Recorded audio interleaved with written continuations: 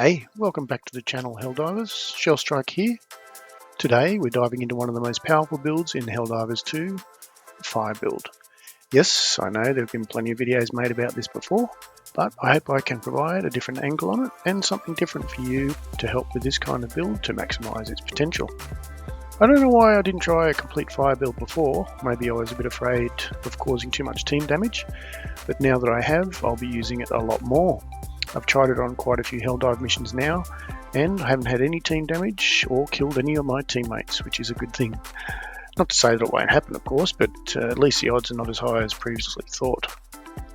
It also means having good teammates to realise you need to be kept at a distance or out of your way, and if they do manage to catch fire from your antics, always follow the Helldivers 2 #1 rule when on fire. Duck and roll, which will put the fire out straight away.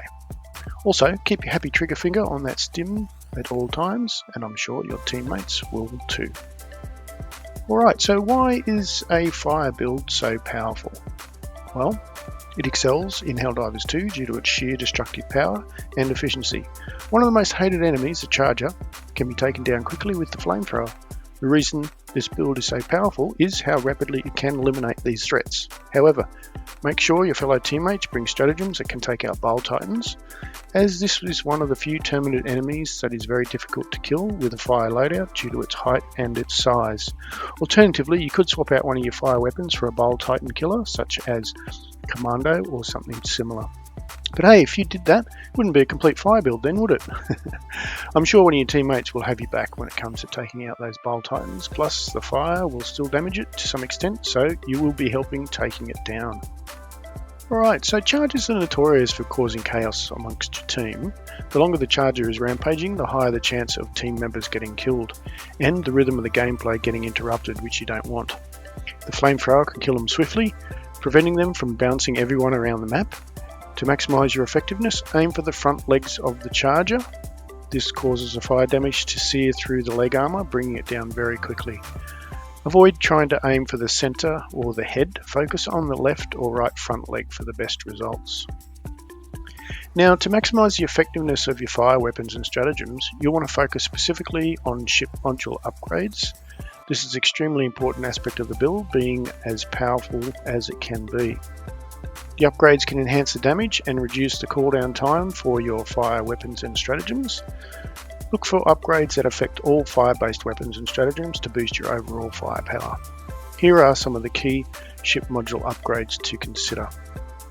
From the Patriotic Administration Center, the Donation Access License, it increases the number of magazines for support weapons, such as the flamethrower. The Streamline Request Process reduces the cooldown on stratagems by 10%, allowing you to deploy fire stratagems more frequently. Superior packing methodology, this ensures resupply boxes refill support weapons with the maximum number of magazines. And finally, from the Patriotic Administration Center, the payroll management system, it'll reduce the reload time for all support weapons by 10%, including those fire weapons. Alright, now from the hangar, liquid vented cockpits, Eagle strikes are 50% cooldown reduction.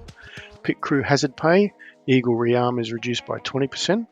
This is mainly focusing in the hangar on the Napalm strike, so this mainly from the hangar will affect that particular fire Eagle strike. So expanded weapons bay increases the number of rearms by 1, so you'll get an extra Napalm strike. XXL weapons bay, 1 extra bomb per Napalm strike or Eagle strike. Advanced crew training, rearm for all Eagle strikes reduced by 10%, so you can get those out quicker. Alright, from the bridge, there's only a couple from the bridge, that's the enhanced combustion, but it is a very important one as it increases fire damage by 25%. That's a huge boost to all your fire weapons and stratagems. Morale augmentation, also from the bridge, cooldown reduction for all stratagems reduced by 5%. Very handy. Okay, now onto the engineering bay. Synthetic supplementation.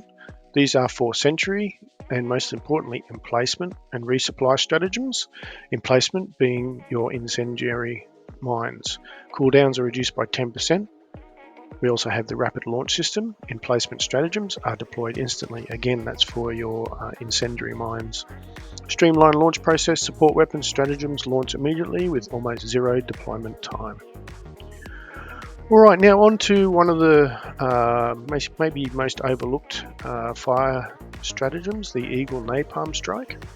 So it's really a game changer during bug breaches specifically, and also for retreats. So it's excellent at cutting off large groups of enemy Terminids, creating a fiery barrier that stops them in their tracks.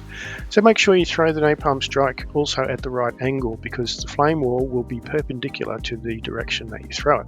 So you want to throw it in the direction where the greatest number of bugs are coming directly towards you, not if they're moving left or right or vice versa. Okay, now on to one of the other important fire weapon stratagems, and that's the incendiary mines. That's the emplacement.